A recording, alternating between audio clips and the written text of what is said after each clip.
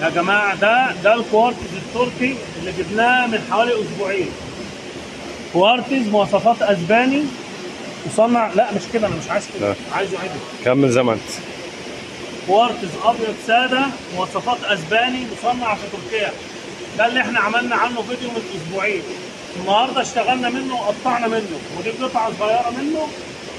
دي قطعه صغيره، شوفوا بتعمل ازاي. هات هنا يا عبد الله. قرب يا عبد الله عليها.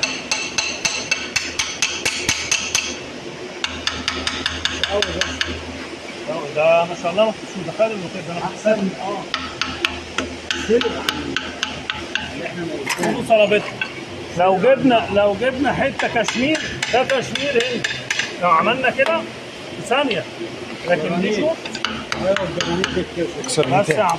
خلاص بقى، اكسرها بس. خلاص بقى بالايد حتى بالايد. لا دي جامده على ايدي. طب نضربها بدي، نضرب بدي هنا على دي.